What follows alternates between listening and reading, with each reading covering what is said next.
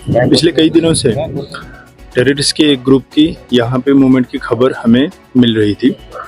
जो हमारी इंटेलिजेंसीज हैं, जो पुलिस की डिस्ट्रिक्ट पुलिस की इंटेलिजेंस ब्रांच है, उनकी तरफ से इंफॉर्मेशन आ रही थी।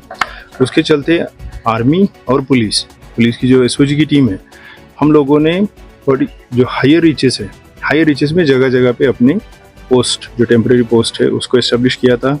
जो रोड्स हैं वहाँ पे नाके लगाए हुए थे। ये एक डिस्ट्रिक्ट कठुआ को कनेक्ट करने वाला मेन रोड है, जहाँ पे छतरगला जो पास आता है, जहाँ बाउंड्री है दोनों डिस्ट्रिक्ट की, वहाँ पे हमारा MVCP नाका लगता है।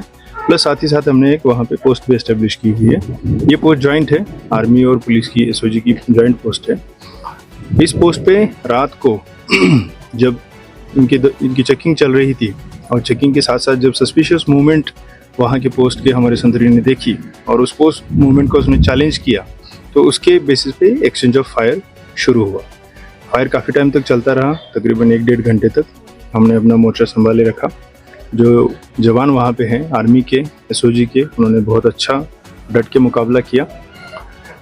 मुकाबले के दौरान कुछ लोग जो है हमारे जख्मी हुए हैं, सभी लोग स्टेबल हैं, आउट ऑफ डेंजर हैं, जिसमें एक पुलिस वाला भी हमारा है। और अभी उस पूरे इलाके को हमने सर्च करना शुरू कर दिया हुआ है।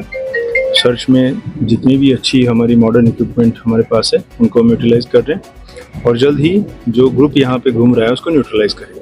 टेरेन एक तो माउंटेन स्टीप है, काफ़ी जंगल जो है यहाँ पे थिक है, उस वजह से जो स्पीड है हमारा, उस स्पीड को हमें बिल्कुल टैक्टिकली आगे चलना पड़ता है।